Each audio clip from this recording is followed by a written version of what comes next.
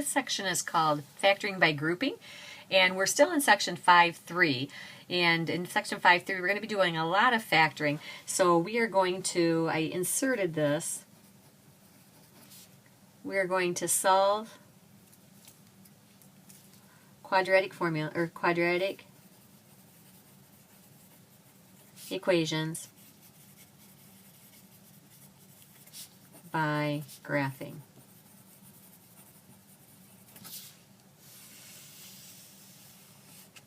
Okay, the very first step we want to do is look for the greatest common factor. I'm going to write that as GCF. And we want to look at the coefficients.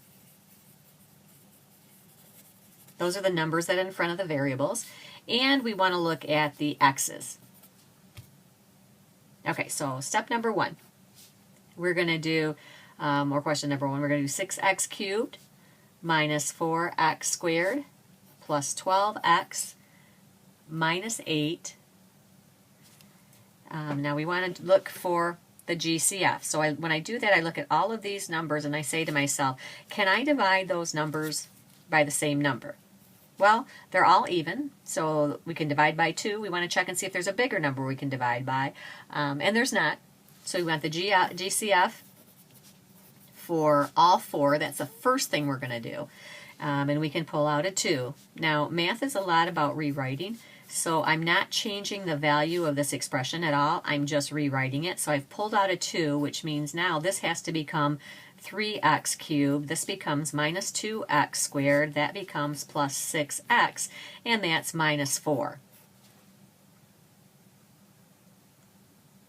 Now if we check this, if I multiply or distribute this back out, I'll get the 6x cubed, the minus 4x squared, the plus 12x, and the minus 8. So we're okay.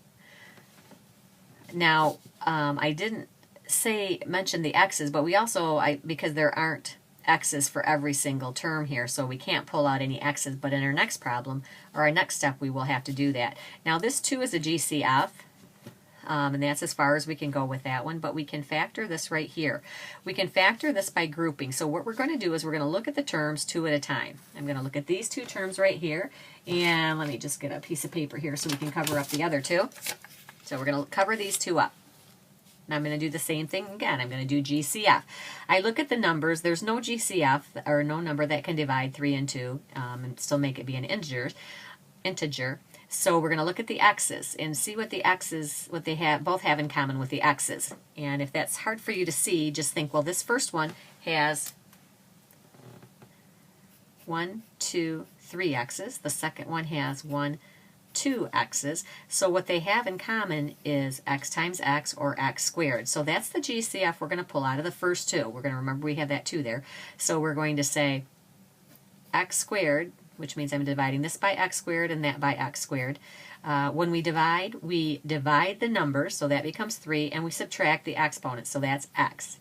Again, here we divide the numbers, so that's minus 2. We subtract the exponents, so x squared over x squared is just 1. So that's going to be, we're going to close our parentheses. Now we're going to look at the next 2. And before I do that, I'm going to circle this and bring the sign down, so plus. And now I'm going to see what the biggest number I can divide those 2 by. I can divide both of them by 2, so we're going to put a 2 here. This has an x, but that one doesn't, so we can't pull out any x's. So this just becomes 3x minus 2. All right, now I'm going to group one more time.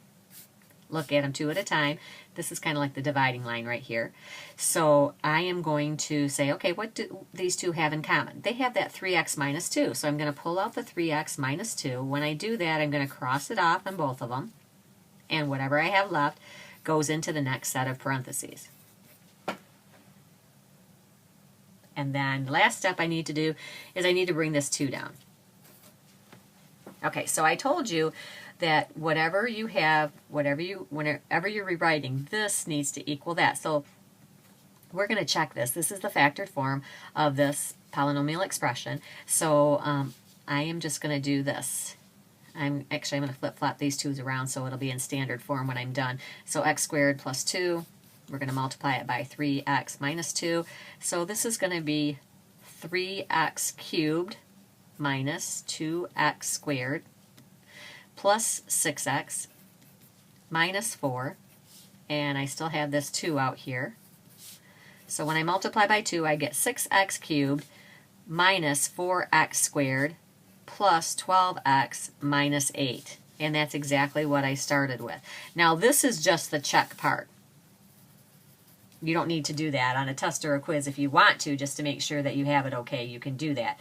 But this is your answer right here. All right, let's do one more. Number 2, we have 56n cubed plus 21n squared plus 8n plus 3. Okay, I look at all 4 of them, and I try to see if there's a number that can divide all 4 of them, and there's not. And then I look and see if I can take an n out of all of them. And since this one doesn't have an n, we can't do that. So we first check all 4 terms, and then if we can't do anything, we break them up into 2.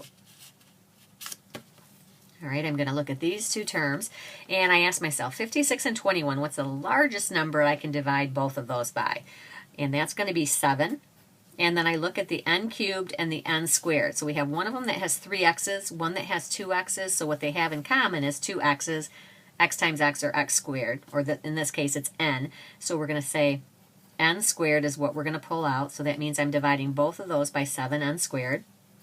And that's going to leave me with 8n plus 3. Now I'll look at the second.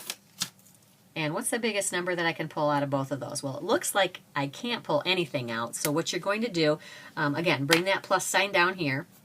And if you can't pull a number out of these, then you'll always put a 1, because we have to have a number after the sign right here. Otherwise, we won't have 2 terms followed by 2 terms. So if we divide both of these by 1, we're going to get 8n plus 3. Now we're going to group on either side of this addition sign. So I'm going to pull out this 8n plus 3. I'll cross it off. And now I have 7n squared plus 1. And that's my final answer. And again, you can FOIL those back out again to see that you'll get this, and that's a way you can check it on your test or on your quiz.